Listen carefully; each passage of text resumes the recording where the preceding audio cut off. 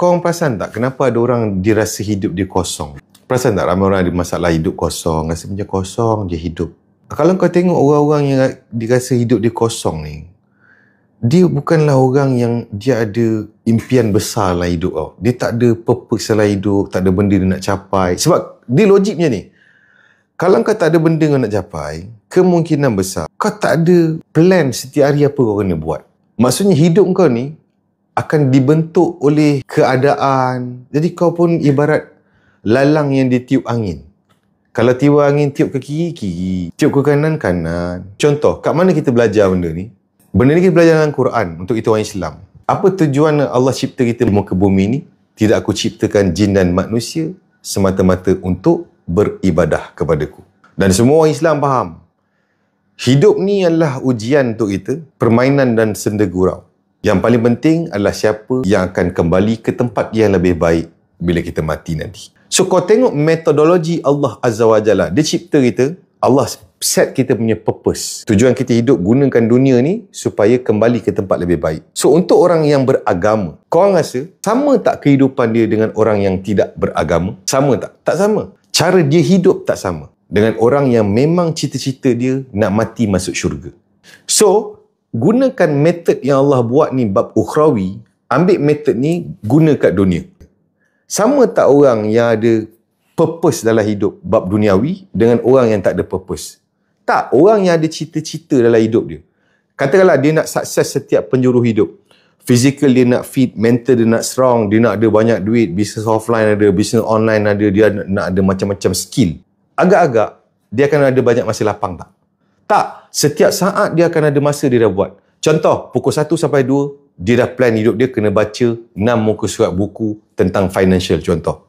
Dia dah plan hidup dia 8 sampai 9 untuk baca 5 muka surat terjemahan Quran. Pukul 6 sampai 9 contoh, dia akan ada kat gym training sejam setengah. So, itu beza dia. Kau faham? Jadi kalau korang mungkin selama ni hidup terumbang-ambing, cuba kau take control balik hidup kau. Cuba kau list down. Apa sebenarnya yang aku nak capai lah hidup ni? Dan dari segi income ni, kita kena spesifik supaya baru kita boleh pecahkan dia menjadi harian, mingguan, bulanan. Jadi contoh, katakanlah kau buat side hustle ataupun kau buat bisnes. Katakanlah kau nak income sebulan 100,000 contoh. Income bersih. So kau kira-kira, satu hari nak tak nak, whatever it takes, aku kena ada RM3,333 satu hari. Okay, lebih kurang. So, setiap hari, apa yang kau buat ni adalah berdasarkan rasio usaha, bukan perasaan. Contoh, hari ni kau tak ada mood.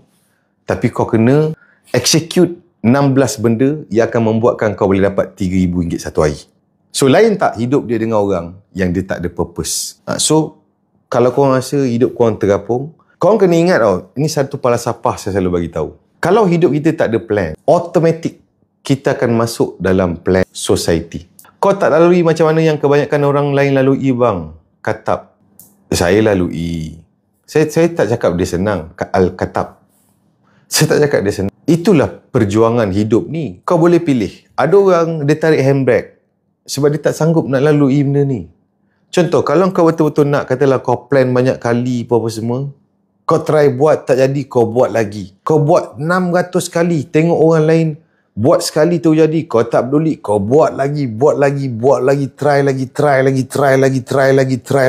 Kalau ditakdirkan kau mati, at least kau puas hati. You die like a man. Betul tak kawan-kawan? Kau nak mana? Kau mati dalam keadaan kau tak pernah try betul-betul sepanjang hidup, ataupun kau nak mati dalam keadaan selama kau hidup ni kau tak pernah try pun. Kau just buat lebih kurang. Kau tak ada ke rasa dalam jiwa kau tu, rasa maruah kau sebagai mungkin lelaki ke wanita ke, sebagai manusia ke? Tuhan cipta kau kat muka bumi ni sebagai khalifah di muka bumi ni. Takkanlah itu je the best kau boleh buat sebagai khalifah? Something wrong somewhere. Itu saya cakap, kalau kita lupa kebolehan kita yang sebenar sebagai manusia, maksudnya kita telah termasuk di dalam apa-apa yang diorang plan. Diorang all the elite yang nak membuatkan manusia jauh daripada Tuhan, jauh daripada kebolehan yang sebenar sebagai seorang manusia, jauh daripada boleh berfikir. Itu, cuba kau fikir. Takkan kau? Mustahil manusia tak ada kebolehan. Korang semua ada kebolehan. Tinggal lagi korang izinkan orang lain yang tentukan kau ni siapa ataupun kau kembali take control. Bukan ini the best aku boleh buat lah hidup. I can do better. Aku boleh buat lebih bagus. Kau start dengan cakap macam tu dulu je. Kalau kau daripada awal kau banyak cakap benda-benda mengeluh, negatif, tak boleh, tak mampu. So what do you expect? Kau rasa minda kau akan terbuka, nampak peluang? Kau rasa kau akan lebih mudah execute? Tak. Kita banyak sabotage diri kita, startlah daripada mind kita ni dengan apa yang kita sebut. So kau start sebut je dulu. Aku boleh, hidup aku akan berubah. Aku akan berjaya satu hari nanti. Cuma masalah dalam masyarakat kita, orang tak suka kita cakap macam tu. Sebab kebanyakan orang memang macam tu. Orang tak suka kalau kau cakap, aku bagus. Aku seorang manusia. Kenapa kita bagus? Sebab kita adalah hamba kepada Allah. Guys, Allah cipta kita guys. Takkan kita tak bagus? Come on. Okay? Kita top. Makhluk Allah cipta. Antara yang top, manusia. Selain daripada malaikat dan sebagainya, manusia. Diperintahkan turun ke muka bumi. Bertebarlah kamu ke muka bumi mencari kurniaan Allah. Motivasi? Tak motivasi lagi tak tahulah. Sebab kalau kau betul-betul bersyukur, mustahil kau biasa-biasalah hidup. Kecuali kau salah faham bab syukur.